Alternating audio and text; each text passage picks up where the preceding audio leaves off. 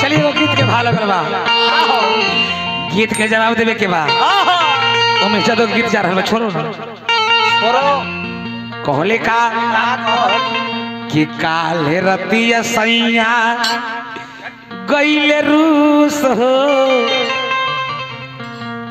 एगो के बलमुआ रूस गईले। हाँ हनो हाँ तब भौजैया देवरवा से कहलस कि देवर जी ई गर्मी के समय में अखनी गर्मी न हो चाचा जी, कितना गरम लगे, पंखा चलाते ही ठीक रही।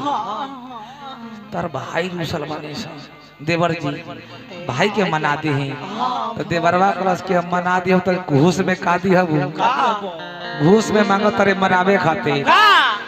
आप रूस जाइएगा तो हम मनाने आएंगे कि नहीं आएंगे? चाचा जी खा लीजिए, कम से कम हमारी बात मान लीजिए, उमेश भैया आया है, आप हमरा मनाने जाइएगा। ब्याजी तू खा जा, तू तो ज्ञानी लोग हो, मना तो देवरवा दोस्तों चीज मांगत रहे चाचा जी। कहले का कि काले रतिया सैया गईले रूस हो, मांगता देवरवा चुम्मा घूस हो।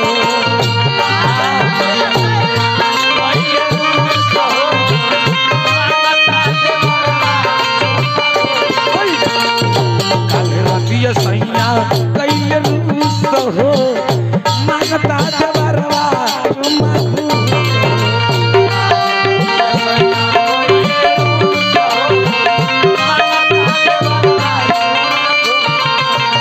अगर न मिलते इस जीवन में लेते जन्म दोबारा, अगर न मिलते इस जीवन में लेते जन्म दोबारा, जन्म जन्म का साथ है।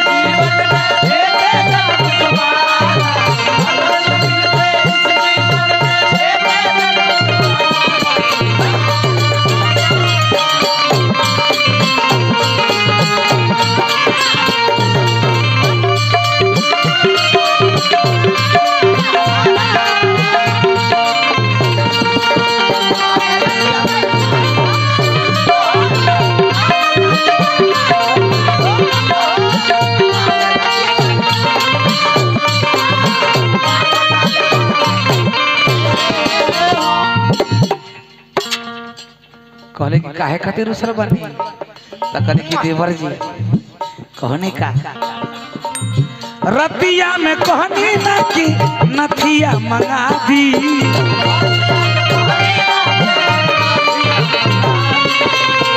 हाँ हाँ हाँ हाँ ए राजा जी इतने खातिर एगो औरी कहनी पाँव के पैजलिया हमके झमका दी, आई पाँव के पैजलिया हमके झमका दी।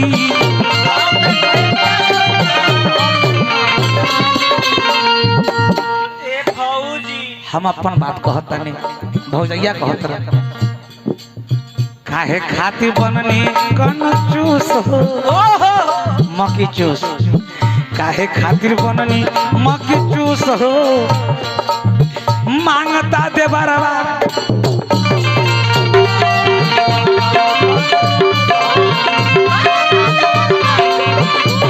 आई, काहे खातिर बननी मकी चूस हो, मांगता देवरवा चुम्मा घूस हो।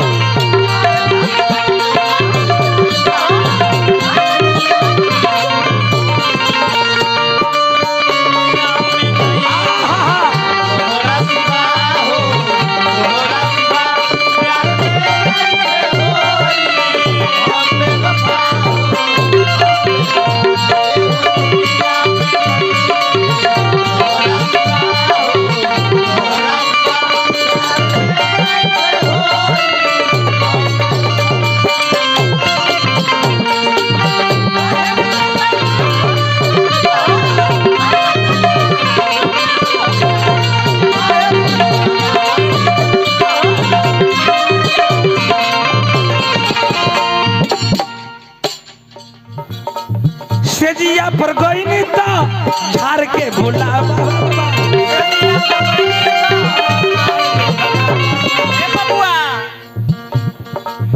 से जिया पर गई नहीं तो झाड़ के बिलकावेली आर का मटिया तेल मिला के करुआ तेल में गोर के अरे दबावेनी उमेश बोलिया उमेश बोलिया उमेश बोली भैया जी संजीव बाबू पुरस्कार दी बहुत रुपया के उमेश बोलिया लागे ने मचूस हो उमेश बोलिया लागे ने मचूस हो एवं अरे मांगता दे बरबर चुम्मा